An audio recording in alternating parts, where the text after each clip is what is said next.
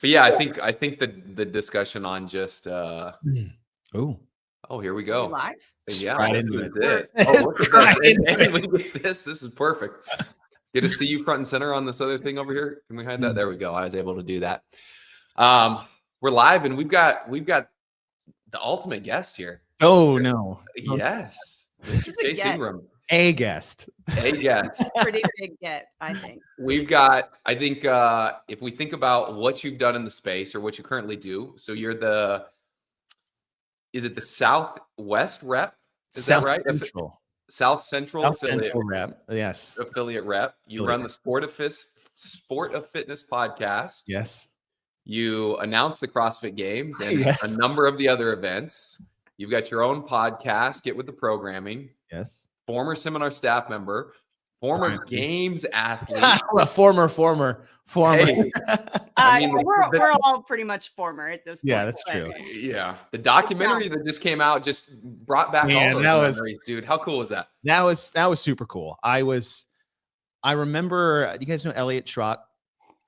So I he's don't. used I to don't do know if I media do. stuff. Like he's Okay. old. He's like OG Yeah. media guy from South Central regional area. He used to go to like CrossFit Central. I think he's still in Austin now. But he came to my house. Well, Tyson had reached out. He's like, hey, we want to follow you for a day and a half and just like do it a day in a life. I was like, why? There's like so many more interesting people that I've been inspired by in CrossFit that to do this. And that was, man, I can't remember. That was almost like a year ago when they Okay. came in. Maybe it's earlier this year. Tyson Oldroyd we were talking back and forth. And I hadn't heard anything about it. So in my head, I was like, okay, good. We didn't. They captured it. They saw how boring I was, and they were like, they're like, listen, we can't do anything with this. So they, when it came out, it was really cool because like the list you made is like, yeah, I've been really fortunate to be able to do a lot of things in CrossFit, around CrossFit, and for CrossFit. And that has always been a goal of mine since I started CrossFit, because starting CrossFit changed everything for me. And so being able to be more involved, which is like why we all were red shirts, like right. meeting my first red shirt, which was Todd Widman, when I had maybe been doing CrossFit for 3 or 4 months, like just working out, no aspirations to coach, no aspirations to compete. Didn't even know the games were a thing. I just met a buddy who's fitter than I, and I was pissed and I'm competitive. And I was like, there's no way you're going to look better than me. You've never looked better than me. What Like, year was it? I like the fact that you didn't even mention there's no way you're stronger than me or faster than me. It's just you look better, because that's why we work out, right? That's where I was in my life. This was 2008, so I had just turned 26. Maybe I was 25 at the time. And this is a guy I swam with in college. So we're probably like 2 or 3 years moved. In college, he was just a soft dude. He was a really fast swimmer. Swimmer body types are weird. Like it's not a one size fits all kind of a stroke. It's odd. And I see him 4 years later, and like he has abs. It's like he's never had those. And I was like, okay, because at the time I was doing triathlons, but I was kind of like skinny fat. And like my dad is this like Herculean middle linebacker from like the 70s and 80s. And I was like, why don't I look like you? Like, why do I have to look like mom? He probably wasn't a swimmer. That probably had something to do with it. That's true. And it's funny, like he would say the same thing. It's like, why don't you look like me? What is going on? You're my firstborn. We're supposed to carry the torch. And so I see my buddy Justin Smith, and he looks like everything I was wanting at the time. I was looking at, you guys remember like Velocity? Do you remember that gym? No. It's like a sports performance gym. Okay. Yeah. So I was looking at that, personal training. I was like, what? Because like running and biking and swimming ain't getting what I want. Right? I need some mass, but in a good way. And it's like, what have you done to yourself? And he's like, I just do new CrossFit. And this was a Saturday morning. I was coaching like a little kid swim team at the time. And I was like, all right, I'll see you on Monday. And that was it. And then I met Todd. He came to the gym because he was teaching a level 1, and he knew Spencer Nix. Mhm. That was the first gym I went to. And meeting Todd Widman for the first time, when people say this, the kids say this a lot, is aura. Oh. Like, the aura that Todd Widman filled this hallway when I met him for the first time, like that, I would probably say that meeting Todd Widman put me on the path to coaching CrossFit. Oh, I didn't know cool. it at the time, but I just felt whatever he had, I wanted to be a I part want a of. little bit of that. Yeah, I want Yeah. some of that. Did Isn't you it- know what being on seminar staff was, or the level ones or anything at that time? Because you said you're only a No. couple months in, and Yeah, not at So- that time, but you just something felt different. yep, And so the way Todd's presence, the way he makes you feel like the only person in a room with 100 people in it. The way he shakes your hand, the way he looks you in the eye, the way he talks to you, like you're like, wow, I feel like the most important person in the world to you right now. And I was like, whatever you are, whoever you are, and what you do, I want that. Yeah, I want that. And yeah, that was my first meeting that's with pretty Todd. cool. Isn't it? I think it's amazing how they had Todd on the West Coast that had that exact thing, and then you had Chuck on the East Coast. Yes. And it was the exact same experience and the same feeling. And I always joke that it's like if you did a level 1, from 2008 to probably 2014, anywhere on the East Coast and any weekend, Chuck was there. I don't know how it was possible for him to be in New York and Virginia and Florida and Atlanta all in the same weekend, but he was there. Yes. And had the same impact on you and like changed your life and made you want to be that kind of trainer and do whatever they're doing. Do you guys remember your level 1 staff? I do. Oh, yeah. Chuck was my flow master. Chuck was there. Yeah. I remember all of them. Yep. I got my level 1 in 2009. But it was Chuck. He was there. He was at every one of them. Go ahead. Were you in Texas when you did it? Yes, this is in Texas. Okay, so it was Chuck, and who else? Chuck, Lance Cantu. Oh, Lance, yep. Mike G. Uh-huh. Pat Sherwood. Joe Alexander. Squad. That's Dude. a crew. Yeah, right. That I got so lucky. I mean, that's a crew where you spread them out over the world on a weekend so that someone's running a tight ship. Well, I had them all in one. And that was my first meeting with Chuck for the first time. And I was like, just like listening, I could listen to all of those guys talk for hours. My level 1. Every time Joe Alexander starts talking about anything, I'm in. I may not even understand what he's saying, but I still am like, I'll just keep listening. The hands bring you in.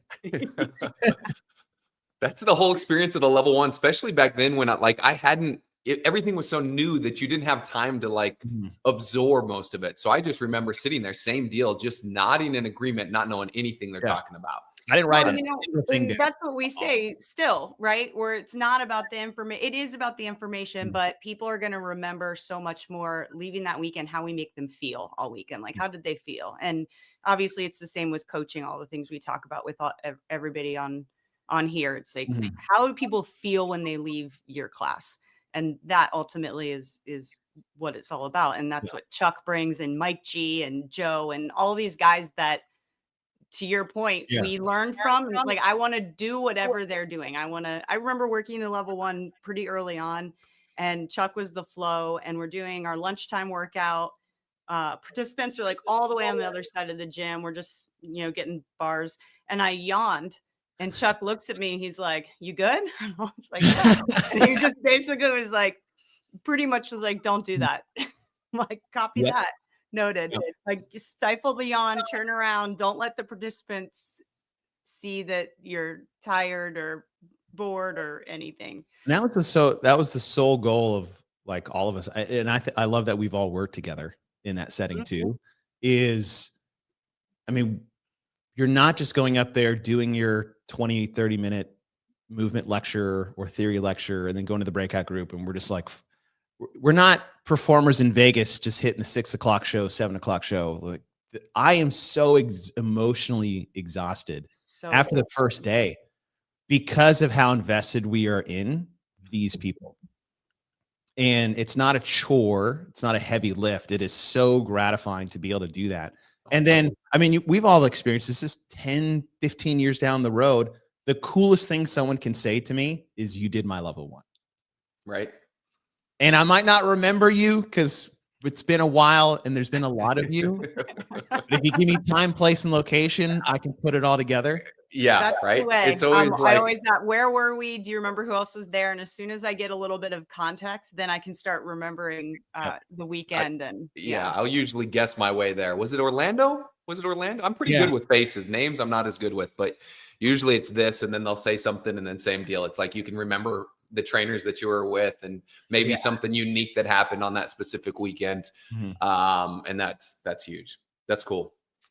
So much yeah, I think it's neat. And I think just the little piece that they did on you, like there was a lot more of that came out on the trainers and the seminar staff. I mean, I don't know if you remember like the Todd and Boz experience where they'd go around essentially like, it sounds like how you met Todd, where they'd be doing a level 1 in a town and they would show up at the gym on Friday night and they'd get video footage of them coaching. I remember like obsessively watching that, the Zone Chronicles with Sherwood and Chuck, and watching all of that kind of stuff. So really cool to see, just to reminisce and remember that kind of stuff. And then to see your content come back up, this video show back up. And now all of a sudden it's like some of this stuff is starting to show back up. And so hopefully we can start the process of inspiring some people to want to be more than games athletes and want to be trainers. And that's, the video is super cool where they like pulled all the, like old stuff. And, I don't know. It was a good, and oddly enough, the videos are just kind of about my personal reset with CrossFit training and just getting back into shape. And it's not like it's some massively difficult journey. It's not like I was trying to lose 300 pounds or some type of ailment or injury. That was just, there was just like my life thing was a deal. But it was really important to see that, because I have come a long way from that, it's been really fun. Like I love working out again.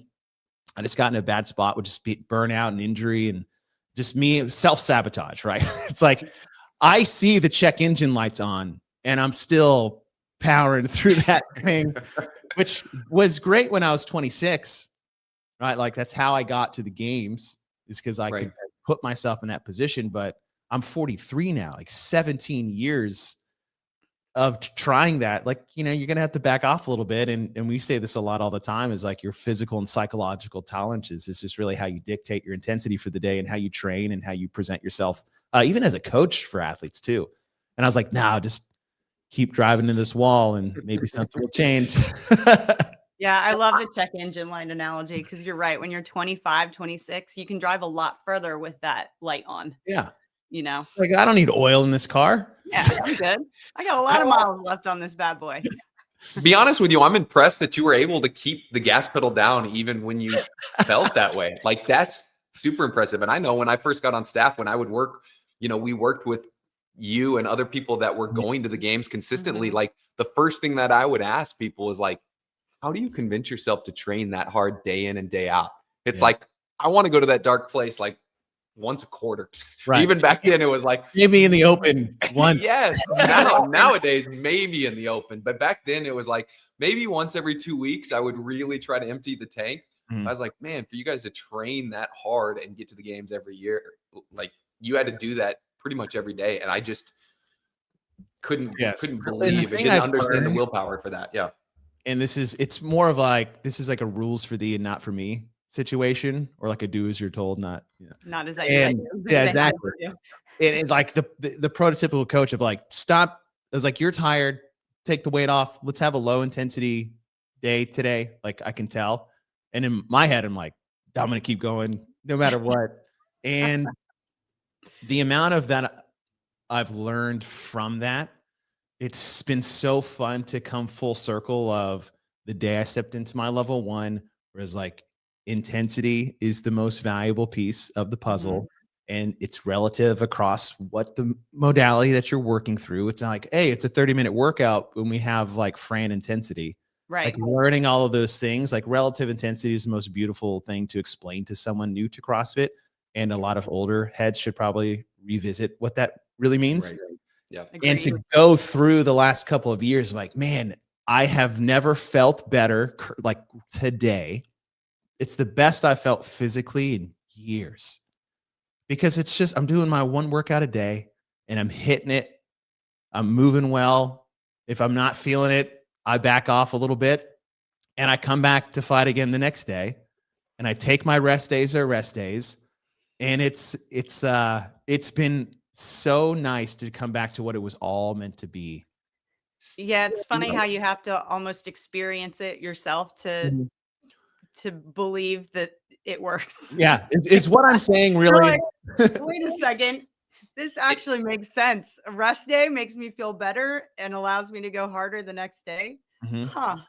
And I want to dig into that a little bit more of like how, like, what was that transition? Because I think, most of the people listen to this are coaches, and we get a lot of questions around how do I deal with that athlete that doesn't want to scale, that's always going too hard, that, I tell them they need a rest day. Or for us as individuals, where it's like, you've probably maybe experienced and seen as a coach of like, you get to a point where maybe you're not, and this is where I want to go, like excited about the open because you probably know you're not as fit as you should be or as you want to be. And so now you're going to like poo-poo on the open and like not encourage people at your gym to do it just because you don't want to do it and expose yourself.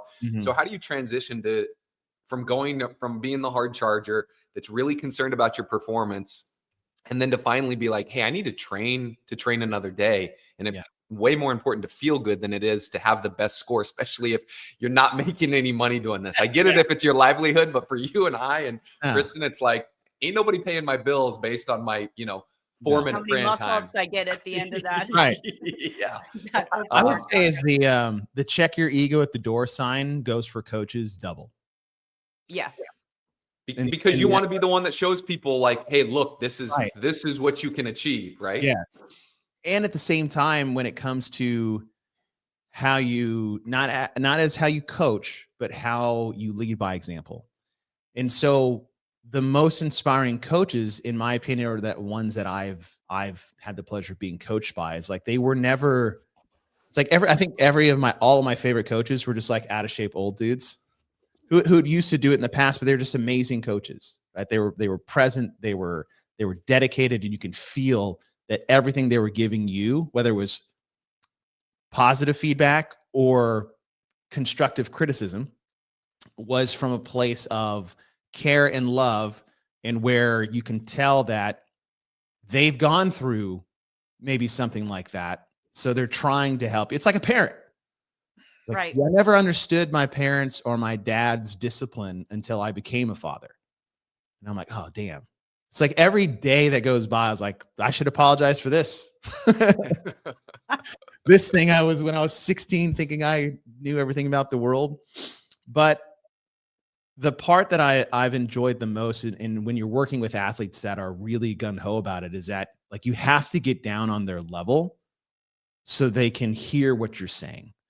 And for me, like my son's 7, my daughter's 5, and I coach all of their sports. And I do mean all of their sports. And getting down to their level sometimes literally means getting on your knees to be eye level with a 7-year-old boy.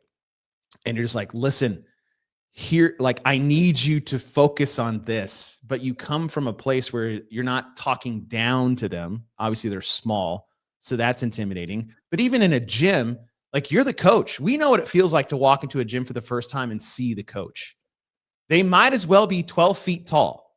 Right. Like when I met Todd just filled the room. Right. And so when you're a new athlete, like, that's an intimidating thing. The CrossFit gym is an intimidating place for a new person. No matter how physically capable you are. No matter what. Period. Yes. And so if the coach is there as like a demonstrative, do this, right? There's a time and a place for that. But when it comes to the athlete, who is usually the athlete that is struggling with the whole intensity or how hard should I go, they're either new or they have an ego or a drive that maybe we need to understand and channel better. And so my favorite thing is getting on their level. We talk about a coaching chameleon all the time. Is, okay, why are you the way you are? Let's figure that out first. That's deep. That's gonna take some layers. There's gonna take some connection to figure out that, thing, right? Once you start layering in your coaching versus dumping it all on them, like that, if you just throw everything at them as like, do this, do that, stop doing this, like someone who is massively driven to success, like they've already got walls up because it's served their purpose up to this point. Or the new person who is like totally naked and exposed. Either way, if you're going against a hard barrier of someone who is just really difficult to work with, you're just going to harden that shell that they already have. That's why it's there. Or if the new person and they're completely exposed, now you're just going to hammer them with no protection at all. So it's like, okay, how do you get to each one? Well, it's always a steady approach. Like, okay, why are you so adamant of going RX or die? It's like, because they like just hear their answer. It's like, I get it. I tell you what, I know you want to get there. This is the path to get there. Just give it a shot. Like you have to build that trust with the athlete of you're not taking a step back. I know it feels like you're taking a step back. Apparently scaled is a dirty word.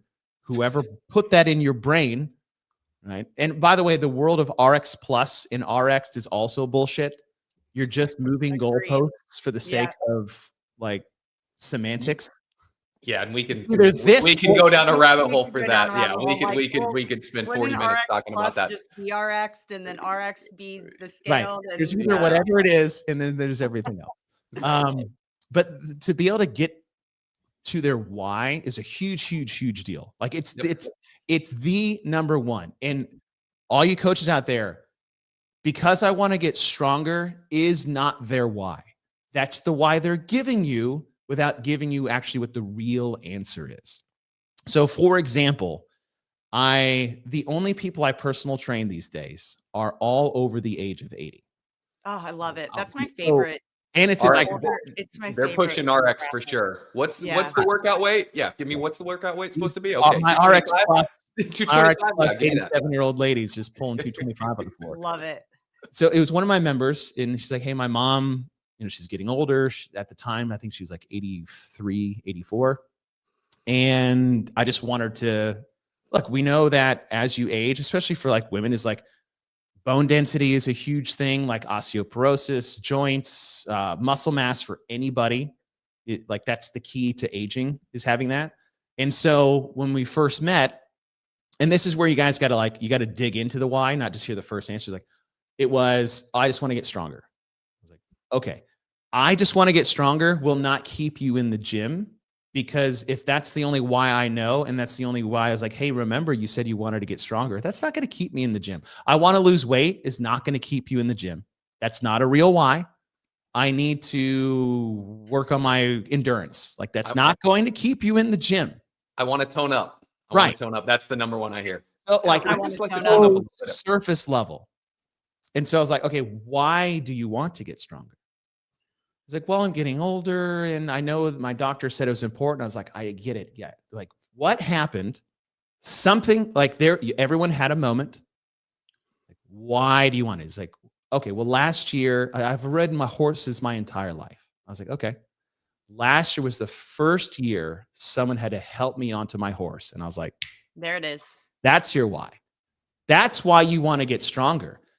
That will bring you back to the gym because I want to have an independent life for as long as I can. Again, this is an 87-year-old woman example, but it's like, okay, now we know why you want to get stronger. Now, when we do these things, I'm going to tell you why this fits your why. Right. It's like, well, why are we doing box step-ups today? It's because you get into a stirrup to get into the horse. Why are we hanging from a pull-up bar? Because it's going to strengthen and lengthen your arms and keep everything tight. Why are we doing ring rows? Because all of that together will get you back onto the horse. Yeah. Right now, that's not the only thing we do, but that why keeps them coming back. So for a coach and a member, whether they're stubborn or shy, you got to find the real why of that's why they're at where they're at. And then once you figure that out, you just feed that why. I want to go to the CrossFit Games. Okay. Well, you need to back off like smashing and grabbing these. We got to get the Fran under 8 minutes and let's see how that goes. Step one. Why is that important? It's like, well, you just got to, and it's every gym member you have is a Rubik's Cube, and you just got to figure out, like which order of things to go in. And I think if you go that route, man, that just coaching cues aside doesn't matter. hey, get your elbows around. It's like, if you find all of your members why, the amount of trust they're going to have with you, and then they'll start listening to you because they know you understand them. Because if they don't think you understand them, why would they listen to anything you tell them to? 100%. Yep. And then, coaching cues and progressions like that's easy. That is the easy part. That's the easy part. Yeah. This is the harder part about coaching that I think a lot of coaches underestimate the importance of.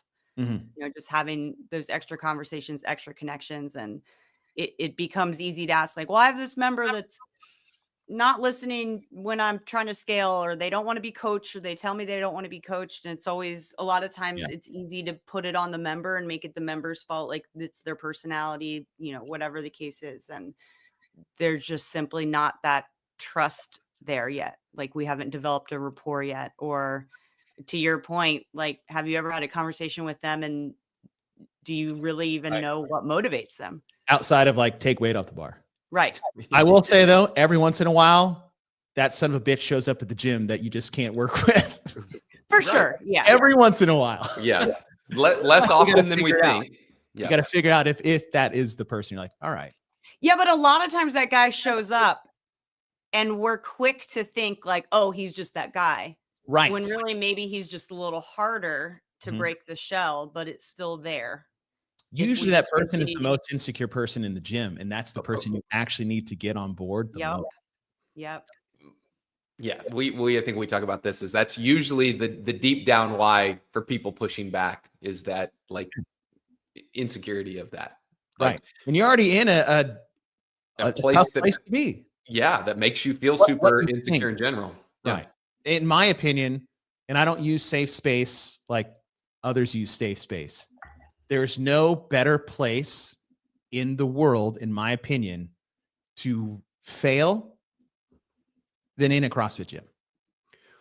Because everybody does it. It's one of the only places.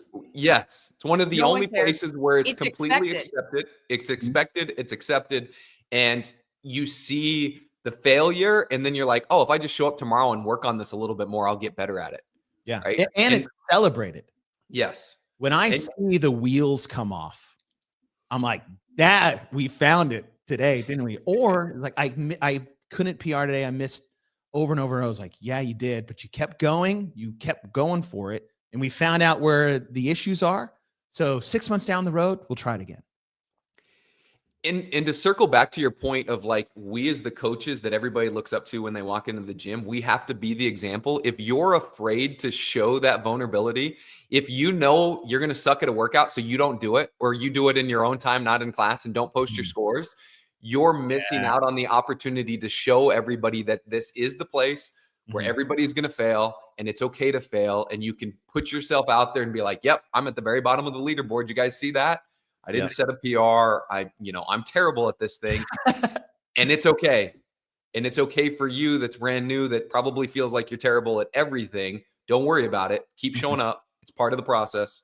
We're good to go. I think that lesson, and that was the hardest lesson for me to learn. And I'm sure it was the same with you, where you were good at the sports that you played. And if you weren't good at the sport, you probably didn't play it because you thought it was dumb. I know that was for me. I was like, if I'm not good at this naturally, this is probably stupid. I don't know why I ever do it. Dumb. It's so stupid. Well, I think as coaches, we get caught up in this trap of thinking that we have to be this certain thing. Like on this pedestal, we have to perform a certain way. We have to move a certain way. We have to look a certain, like all of these things have to happen. And if that's not happening, then we kind of hide it so that the members don't see our weaknesses, or people don't see where we're struggling. And ultimately, if we show that, and we show that we're continuing to work on things, that is coaching them as well.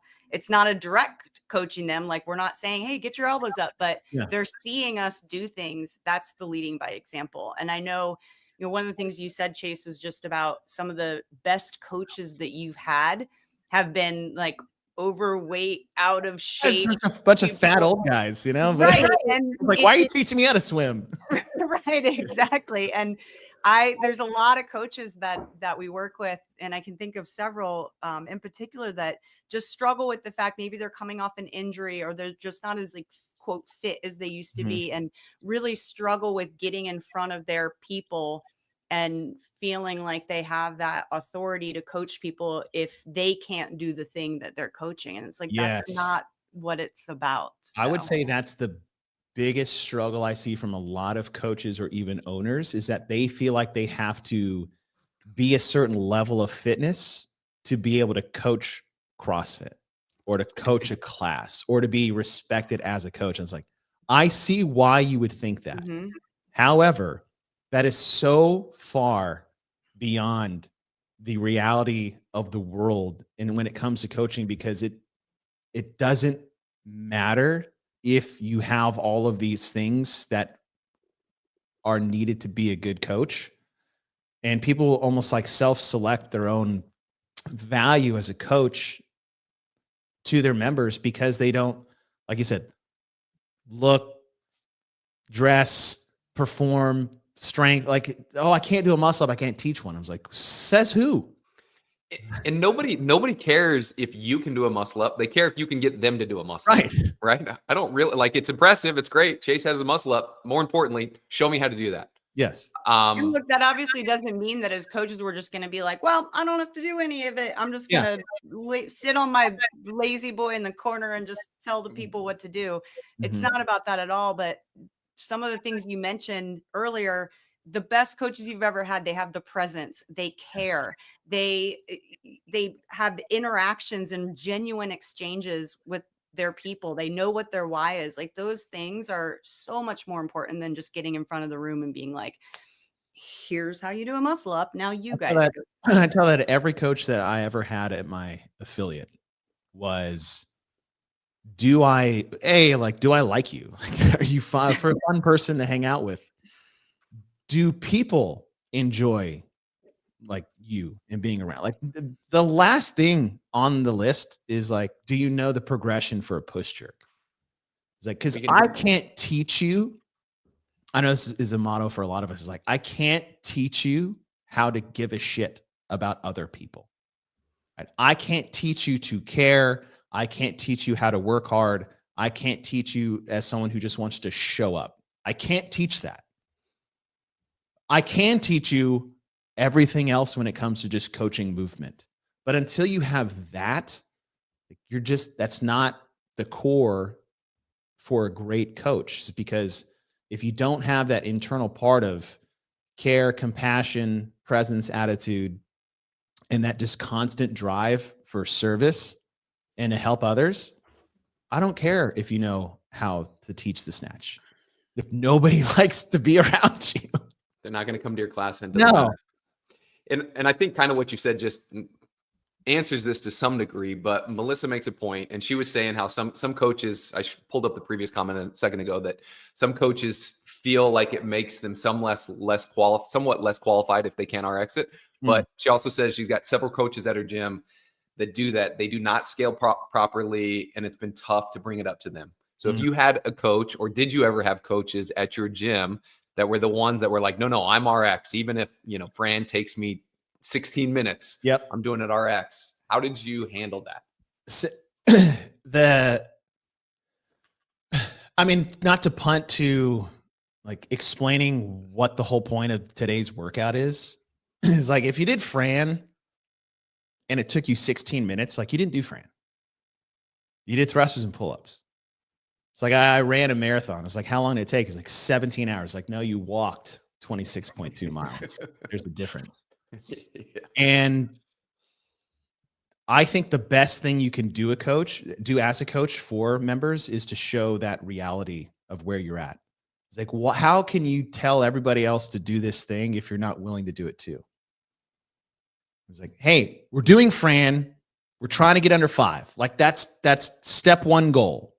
Now, if you've done it RX before and you've been above, today's the day. We're getting below. If you've done scaled and you've been under 4, maybe we're going to bump the weight up today.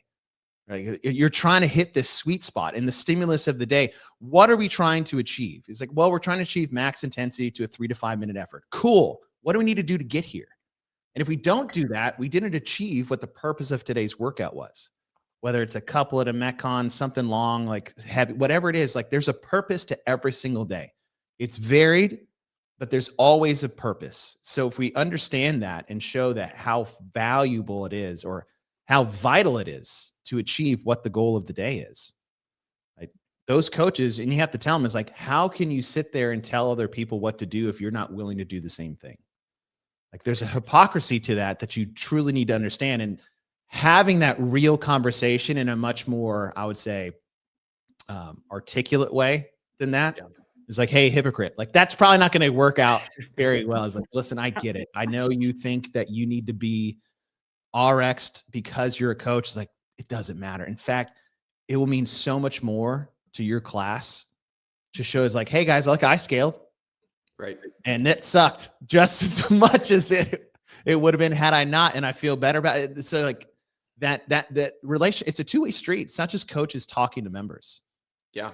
It's a back and forth. It's a give and take, and to show that realness. And I won't say vulnerability because no one should be vulnerable.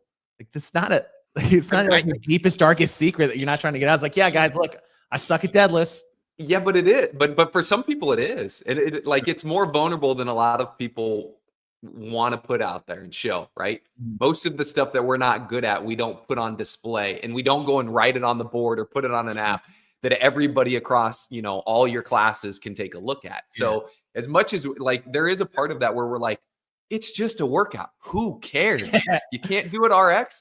Who gives a crap? Like it doesn't matter, but it's such a big thing in people's lives that it becomes because they challenging tie it to something else.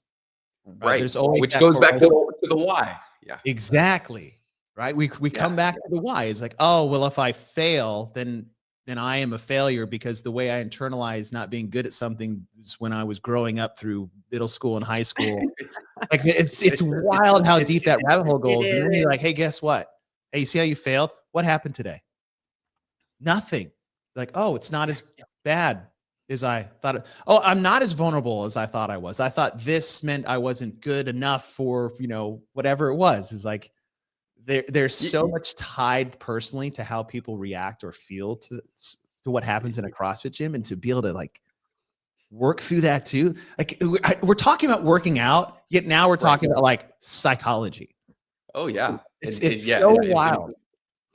It's so funny because as you're describing that, I'm thinking like what people feel like when they scale or when they're bad at a workout is like, I'm sure the way inside and in their brain, the way they're thinking is like, everybody's going to look and laugh at me. Like if I'm the last person to finish and I'm doing those last 10 burpees by myself, everybody in the gym's going to come and point and laugh as I'm finishing going, you're such a loser. But guess what actually happens in the CrossFit gym when you're the last person to finish? When people gather around you, what do? They clap their hands and they cheer you on and they do reps with you because they've been there. It's so funny what our brain, the stories we tell ourselves versus the reality of what's actually happening. The 5 a.m. class always thought that the 5 p.m. class would like laugh and point at their scores. Yeah. Like, don't put my workout time on the board. I'm like, I don't want everyone to see it. Yeah. It's like, who cares? It's so funny. Oh man. And yet we have yet to talk about like how to do technique and coaching cues. Yes, exactly. And this is some of the most valuable stuff. And I think there's a tough balance. I know I've talked about this before. When I started coaching, I was so concerned about the cues and the progressions and the points of performance that I couldn't be present and like interact and meet with the individual with where they're at, because I was too much like, no, Chase, your feet need to be wider. Your knees need to be out harder. And I, couldn't realize that you'd walked in with a terrible day. And this was a day that I just should have been praising you and thanking you for being there. But instead I'm like, nope, that doesn't count. Throw the wall ball again. You got to get lower. It's I have no rep. This person probably doesn't even remember this day, but this is probably one of my bigger lessons as a coach in this genre, like this topic we're talking about, is like knowing where everybody's coming in, right? Like knowing where everybody's at, because the way I walk into a gym every day might seem like this, but it's not, right? Like whatever you see on the screen, I could be having a horrible day and no one will know. And that's just the way I operate. Right. So, man, I was first couple of months into coaching, 8:30 mom's class, Chatty Cathy's, we know it. And there's always this one woman who would come in 5 to 10 minutes late talk during the whiteboard brief. And then when it was all over, they come up to you like, hey, what are we doing? Or they do the wrong thing in warm up. And so I had it with this person, and she comes in a little later than usual, is not paying attention to anything. I'm like, all right, everybody grab a med ball. She grabs a kettlebell, and I can't even remember her name, but I was just like, let's just say Sarah. Sorry, Sarah's out there, but I'm just using. And I was just like, what do I have to do to get you to just pay attention one time in class? And it was just breakdown out of the gym. And I was like, whatever. Come to find out, her dad died the day before, and this was the only place she wanted to go to. Oh, and like, I'll never forget that. God, that makes me feel like I want to cry. Just now, is that my fault that I should have? I was like, no, but I recognized something was different, but I had already put myself in the position of like, today's the day. Sarah, you'd already told yourself a story of why she's doing it, and most of the time it's like it's about you, where you're she's disrespecting me. Right, she doesn't respect my authority. She doesn't. And what is like, she shows up late because it's like she drops the kids off and it's as early as she can get there. She doesn't pay attention because maybe her dad's been sick for the last year, and this is where she just can talk to her friends finally in person, not on a cell phone. And this is just like the only place that she can go for an hour and not have to think about everything that else is going wrong in her life. And all I see is this disrespectful late person who talks while I'm talking, never pays attention to me, and has no respect for my position in this gym. And I never took the opportunity to just be like, hey, how's it going? It's like, what's going on? I know we're always show up late. Right. Yeah. That's you look a little, and that was me. It's funny because that was almost 17 years ago. And I remember that moment, and it was a good lesson learned. Yeah. But man, that's an example. The other one I had is I was yelling. This guy's doing box jumps in the gym. And he's wasn't standing up all the way on the box. And I'm yelling at him. Just yelling at him because I was just having a day. And then finally he turned and he just he couldn't hear for some reason. I was screaming at him. He's it's I can't hear you. I was like, oh, I'm sorry. Maybe I should have just stepped in front of you and took the extra second to just not scream across the gym. And I've had so many of those moments, especially when I first started coaching. I was so young and inexperienced in the gym, and just I'm talking to people who are my dad's age. It's I have no position to tell you what to do. And just all of those things, and like I said, it's just all stories in our head that we talk about, and we should reach out more. And I think this is a thing. It's a journey more than likely most coaches can relate to. I can certainly, where we're dealing with our own insecurities of me standing up in front of these people, and I'm new at this, and I'm trying to get them to listen, and they're not listening. And there's a lot of military people in my community. And so a lot of the coaches would struggle because they're in the military and they're in a certain rank. And then they have someone that outranks them as a member in the gym. And so then there's that dynamic where it's well, now I'm the one trying to tell them what to do, and they're not really listening. It's just, there's so many different layers that can be pulled apart. And ultimately, very, very little of it is about them disrespecting us or it being personal to us. And I have a story, not exactly like yours, but you're telling your story and I'm thinking, oh, I remember mine, my version of that, where I'm in the same class, 9 a.m. class, no one's listening. And I'm just slam my dumbbell down and I'm like, guys, and just kind of yelled at them all. And after I'm like, what? That was the worst. That was so unprofessional. They all just got this look on their face. I just scolded them like children. And it just is it's a learning moment where we can just take it and be okay, what just happened there? what was it about for me that made me react that way? And how can I do things differently moving forward?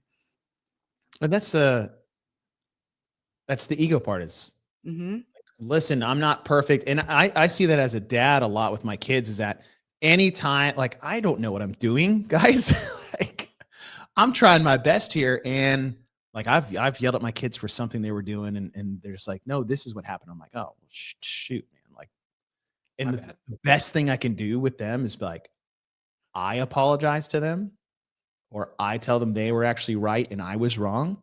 And man, what that does for that relationship is so like world changing. Like, oh, it's like, dad was wrong. I was like, yeah, dad was wrong. Like, dad can be wrong. Coach can be wrong.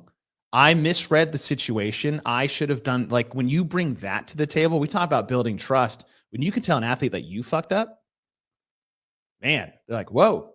It's like, yeah. It's like, my bad. Yeah. I'm a person. You're a person. It's not coach athlete, right? It is. But at the same time, it's also like the person to person connection is so valuable. And then again, like attaching that why, them seeing like you care about them on a, like, I do care about you on a personal level. Like every person that walked in them, like, it was personal to me, which was also hard to, like, people left. It's like, damn, that sucks. Like, I really, I can't believe you're leaving me. I can't believe you're breaking up. You're leaving me. Breaking up with me. Like, I got a new job. I'm like, I'm supposed to be happy for you, but God, You I need to know. work Even remotely. like I'm not an affiliate owner and I never have been, but even when you have a member that usually comes to your class and all of a sudden you find out they're going to a different class time, it's like, why? Yeah. What did I do? And it's like, no, my schedule changed. I can't make it to that class anymore. Yeah. Okay, what is this? All right. So yeah, so clearly there are those one-off scenarios where somebody's not paying attention because there's stuff going on. Allie's asking if we've got a large group, they're not paying attention. How do you rein them in? How do you get attention? How do you manage a group that's just like, it's not a one-off scenario. It's just the chaotic of like, nobody's paying attention. And I see this maybe a lot of times from like either newer coaches or more soft-spoken coaches. What do you got for that?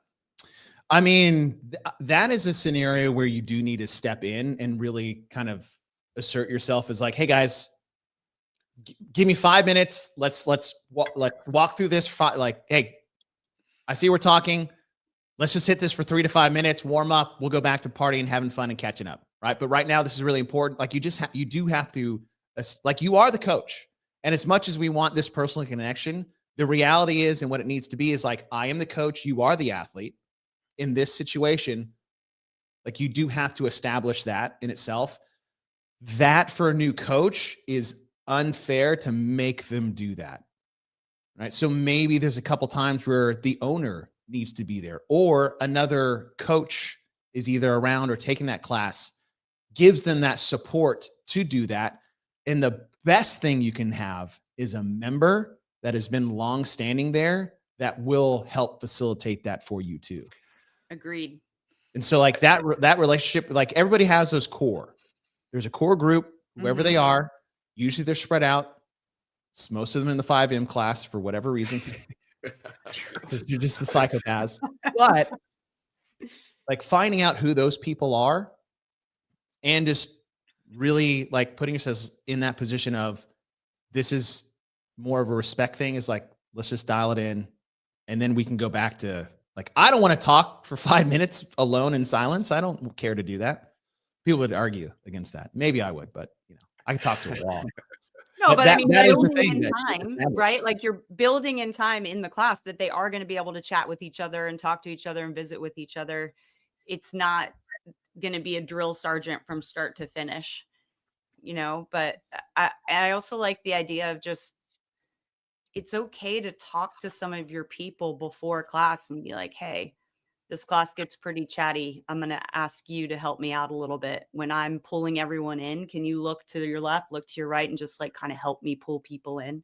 Yeah. And giving people a specific job like that can make people feel great about being able to help you. And then it starts to establish like, okay, when the coach is projecting and asking people to come in or eyes on me, then that establishes the tone of the class that we're going to stop, we're going to listen, and then we can go back to chatting with each other. Yeah. It's, especially for new coaches. I do this as a coach. I also do this as a parent. And this was someone I can't remember some coach, I think it was either, it's like, you can't get more strict. Like as a coach and a parent, like you can't, like if you come in as the passive fun guy, they're going to walk all over you. Right? Yeah. You've already established a baseline of where you see yourself, right? If you don't see yourself as a person of authority or a person of a position as like a coach or a parent, if you don't even see yourself as that, people will eat you alive. And so as a parent or as a coach, is that I usually start a bit more strict and disciplined because I can always reel it back. But you cannot go the other way. You can't be happy. Everybody's cool. Yeah, talk all you want. Show up late, fun guy. And then one day is like, you know what? No more. You.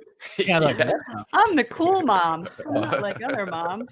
Yeah, I think that's great strategy for newer coaches too. Yeah, you have to. And it's like, well, I'm quiet, I'm passive. Like you can't be that. Right? At least not to start the class. Everything needs to start. What's the most important 5 minutes of a level 1 or level 2 seminar is the first 5 minutes the flow master goes up and they will set the tone for the rest of the weekend. If it is a bad start from the flow master, it will not recover. It just won't. But man, if you hit it hard, and I'm not just like, sit down and shut up. It's like, get out there and be like, all right, guys, coming in. Let's talk about the shitty workout for a second. I'm like, oh, it's a shitty workout? It's like, no, I'm just kidding. Like, maybe. And just, you gotta establish that early, and then you can be fun guy. Because as long as people know where the starting point is, it's like, hey, when I say come in, stop talking, listen, and then we can go have fun, right? I want this to be fun. It's way more easy to go hard when you're having fun versus being yelled at or screamed at, or you just hate every second of it. It's that's a big thing. And if they haven't established that yet, then you need to help establish that for them, either as a coach, owner, or like we said, talk to a longstanding member. But they have to change. It's not other people's job to do their job for them. Yeah, and once we establish that it's okay to, if I'm the coach and I'm delivering information, I'm trying to yell out to people, or I'm starting the pull-up progression instruction, and there's people over here chatting and there's people over here chatting, and I'm continuing to do it. It's just establishing the call tone. it out. Like, this is the way that it is. Yeah. Yeah. No, they're always talking back. I'm like, okay, guys, get in closer. It's easy to talk more further away, but bring them in. And don't be afraid that, like I always say, that don't be surprised at how loud silence can be. You're the coach and you just stop talking because nobody's paying attention. There's going to be a few people that are like, I want to move forward with this. And if you're just standing there, like looking at everybody, sooner or later, they're going to elbow the guy and be like, hey, That's will you shut up? They hit the person beside them like, shut up. Yeah. And I think the newer coaches, especially, are the more soft-spoken ones, think they need to talk over everybody. And so they start yelling, and the people talking start talking louder to avoid, so they can still hear each other. And the noise gets louder and louder. Whereas the reality is like, you can just stop and be like, all right, I'll stand here until you guys pay attention and you're ready to follow along. And that's a good one. Yeah. Well, we haven't even gotten at all to where we had planned on going, talking about the open. My bad. This has been great. That just means we'll have to get you back before the open starts, probably a little bit closer to open time. What do we got here? Yeah, I like that. We'll just do that. Stop and stare and create as much awkwardness as possible. Yep, I think that's an easy way to do it. Turn the music off.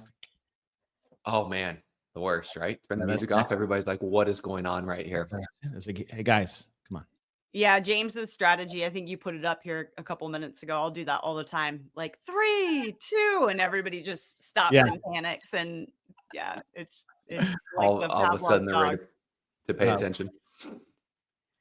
I know we're almost at the top of the hour, so I don't know how much we want to dive in to the open, but the connection here for me is that the work we put in all year long, making these connections, building trust, creating this environment where people not only trust you to steer them well, but it's okay to fail and it's okay to Yes. try things. And that does nothing but lead us right into that few weeks of the open where now we're asking people to do things that we may not normally be asking them to do, Yes.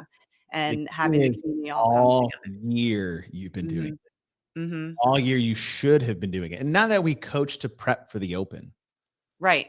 but when it's like, oh, how do I get more people to buy in? It's like, well, did you just start promoting it in February or 2 weeks before? It's like, all right, guys, time to lock in. Or here's a surprise competition you never wanted to sign up for. You already have enough trouble just walking into this gym because it's too intimidating for you to fail or whatever it is that makes you nervous about working out only.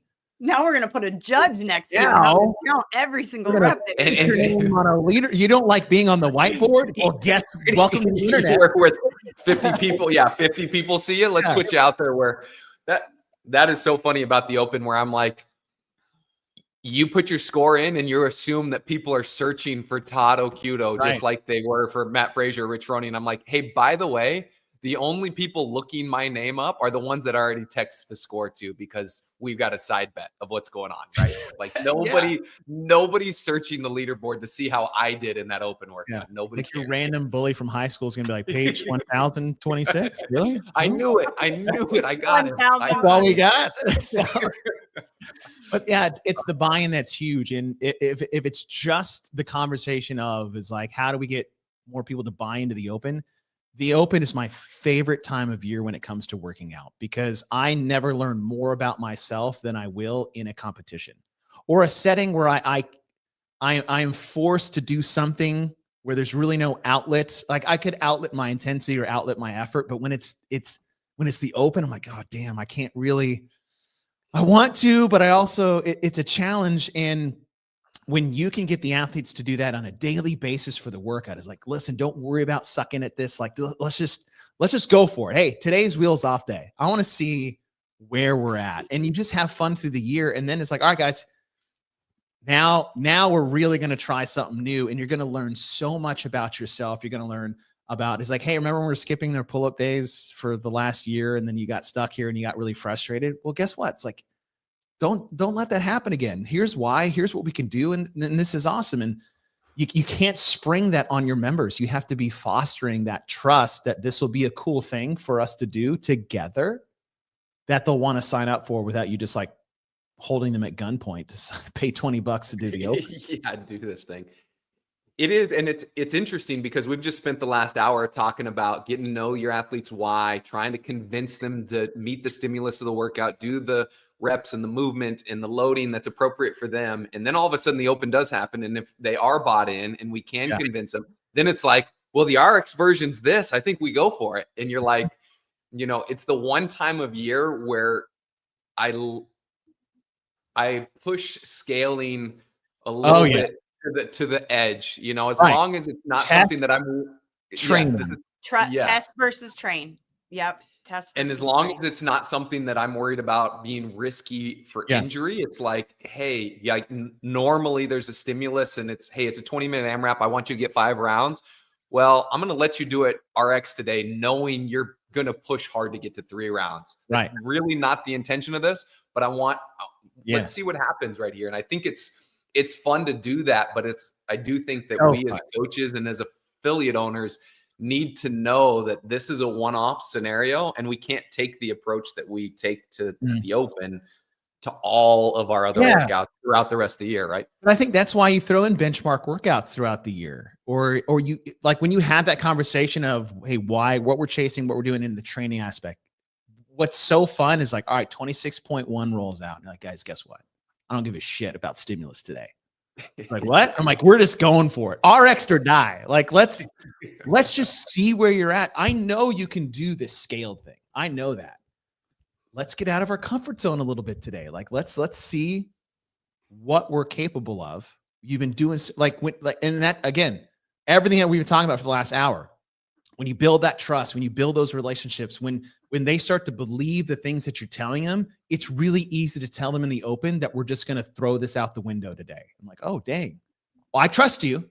Yep. Right. Because you've been working with me for this entire time versus you never build that relationship. You're always just trying to say this one thing. It's like, but you always say this one thing. And now I like, you've been just talking to me or at me or telling me what to do. Well, no, I don't want to sign up for the open. Right. Or I don't want to put myself in that position because they think it means more because it's something official that you sign up for and you do this. Is like, no, yeah, this does mean more. But what it means is it gives you an opportunity to really like all this stuff we've been doing for the last 6 months. Now we get to try something new or to test ourselves in a way we've never been tested. And you're okay with failing. You're okay with being bad because we've established that all of those things are the whole point to begin with. And it just makes it fun to have something on the line. Yeah. Like, you know what I mean? And one of my favorite open experiences is, I'm trying to think of what it was. I think it was when the year, and Chase, you probably know this, where it was dumbbell front squats and burpees over the dumbbell. And then it was like a 1 rep max clean 18, or something like that. 18-1 and 18-1B or something. Or something like that. And my mom and the clean and jerk was after after that. Yes. And like my mom, the time cap of the burpees and the whatever was 10 minutes or whatever it was. And like my mom did it. So she saw some other people do it. And then she's like, I think I could have got a couple more burpees or something like that. And she came back and retested an open workout like on a Monday, like burpees and squats and a clean and jerk. And I'm like, there's clearly no reason. This doesn't matter. Nobody's looking at your score. And you're like, I want 4 more burpees. I'm going to come back and redo this thing. Mission accomplished. How cool is that? Yeah. How cool is that? Because it matters. As soon as you sign up and you put your score on a worldwide leaderboard, even though nobody's searching for it, except for, I guess, Steven and Jess now and Ryan are going to be looking at mine. Now you're I poked the bear. It's going to happen. But nobody really cares. But the pressure on, so you want to perform your best. It's like, it's the only time during the year where I get nervous before a workout. And I'm like, I know as the clock's counting down, I'm like, you dummy. What is your problem right now? Why do you care? This doesn't matter. But I'm like, I got butterflies. And it's nice to feel that way because, it's been years since I felt that way playing a sport or doing something physical. And the thing is, I mean, the percentage of people who have never played a sport or come to the gym, it's like, guys, you have the coolest like, I'm so nervous. I'm like, and how cool is that? Right. Like, I'm not competitive. I'm like, you don't think so? You think that's not competitive with other people. I promise you it's in there somewhere. Because if you weren't, you wouldn't be here. Yep. Like if you didn't walk into the CrossFit gym, you are competitive because you want to be better. Period. That's being competitive. What does this say? I searched Chase one year and instantly realized he's still related. Hey man, former games athlete. Those things don't happen by accident. I don't care what year it was. Games athlete. You may not be as fit as you were when you were at the games, but you're still much fitter than most. I tell you what, I would argue that I am fitter than I was at the CrossFit Games. Okay. And I know where you're going with that. You know what I mean? Yeah. I was just because gosh, this is 2010, so I was 27 by the time the games roll around, and 43 now. Like I could beat my Amanda score.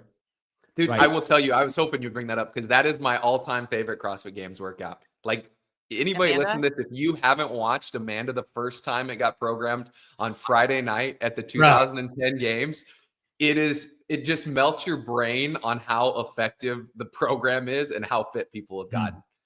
I remember watching that thing. It was crazy. That little like circle rig in the center. Yep. Like this, so when you go back, it's like it was so sad. There's like just how much 25 people in the stands.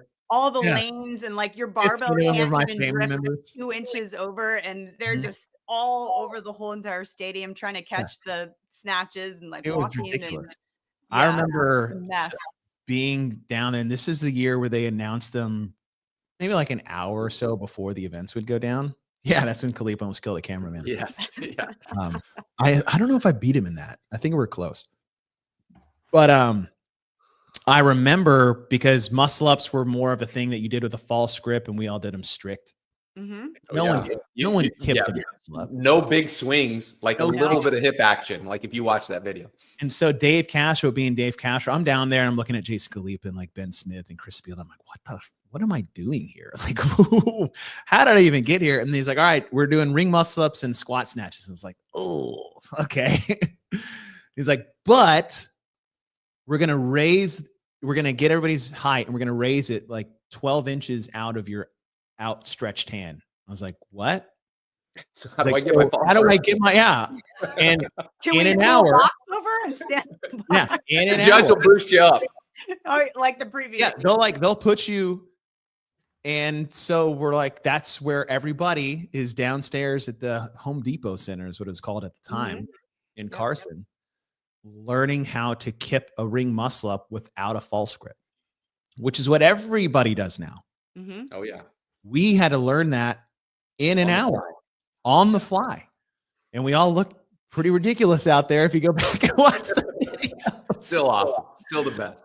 But I when remember Camille first made her debut came out and everyone, it's like, who is this? Because she just came out and grabbed the rings and just like busted all of her muscles up. Yeah. It was man, that was so cool. That was my favorite. That's probably my favorite all-time CrossFit moment because they would call you out one by one for your heat. And so being able to make the CrossFit Games was a huge thing for me because, I mean, any athlete wants to make the pinnacle of whatever their sport is. And I just never did it. I won state a couple times in like water polo on a team, but my individual swimming career wasn't really that impressive. I wanted to be a football player like my dad, and that didn't work out. And man, this was such a cool thing for me because I got to finally like do something that I always wanted to do for my dad, which was to like prove him like right or make him proud or like, I don't know what he's like. He put so much into me as a kid and I've always felt bad. I never got him the payoff. A little bit of your why, huh? Yes. Huge. Like, yeah, huge why. And to be in a stadium under the lights, have a little highlight video of you playing a jumbo board and you walk out of these curtains. Like if you see me come out, I am like the most absurd. I'm in Captain America. Out. I jump out like a boy band coming on stage. But I got to walk to my lane and I see my dad and point to him in the stands and like to hear like I'm thinking as a dad to be able to hear my son's name called at like the pinnacle of whatever he wants to do from whatever, like sports, school. Like for me, that would be all time. And to finally be able to do that for my dad, like I will forever love Amanda. And then 2 minutes later, I was cut. So like, that's really all I had to remember from the CrossFit game. That was your winning moment at the CrossFit Games. It was more just like that was the only moment I had, but it's all. And you did good at that event relatively, right? That was your best event. That was my best event. Nice. And then the did not happen after that. Well, this has been awesome, man. We appreciate we talked about nothing that you wanted to talk about. We will get you back in another month or two and I'll just push my way back on the show. Yeah, for sure. I know there's a lot of places where people can find you, but where can people find you? You can just find me. Instagram is probably the easiest way to get a hold of me. Chase_Ingraham. It's not quite as hard to spell as Todd's last name, but it is a little different than a regular Ingram. Just like it sounds. And then our podcast that I do with Bill Grundler with Get With The Programming. And then, find us on the Sport of Fitness podcast every Wednesday at noon. Hell yeah. That's where you'll find me. It's pretty, there's a little too much of it, me out there. I think chasing or fatigue might be setting in for people. No way. But and it's the most ridiculous thing I've ever heard is people that were around anywhere that I was and were like, oh, I didn't want to come say hi and bother you. I was like, that's the most ridiculous thing. It's like, please come say hi because I would come say hi to the people that I wanted to see. And I do. It's message me. Flattering. It is, right? And that's the whole point of this community, is like none of us are above, below, like we're all in this together. Like fitness is the great equalizer, which is why it's so funny to talk about like ranks in the military, or people's like, it doesn't matter. Like you can either do a push-up or you can't, and I'm going to teach you how to do it. Like that's the whole beauty of CrossFit, that it puts us all on a level playing field. And if we're willing to show, work hard and keep going, is like, that's the only thing we really care about and judge each other on. And so, yeah, please come say hi, because I would want the same thing if I were in your position. So reach out, please. Love it. Awesome. Thanks, Chase. Well, Awesome. Yeah, guys, thanks. That was super fun. Yeah, we'll have you on again soon. Thanks, man. Anytime. Thank you for checking out this episode of the Best Hour of Their Day podcast. Now, if you're a coach who wants to coach more effectively, impact your members, and advance your career, then the Knowledge Pro is the next step. Inside, you'll get hundreds of coaching videos, weekly calls with level 4 coaches, and direct feedback on your coaching. From homework reviews to full class breakdowns, we do it all. This is the best way to grow as a coach and take your skills to the next level. Now you can join the Knowledge Pro at besthouroftheirday.com/the-knowledge. And don't forget to subscribe to the podcast on Spotify, YouTube, or wherever you listen. Now keep coaching, keep improving, and we'll see you next time.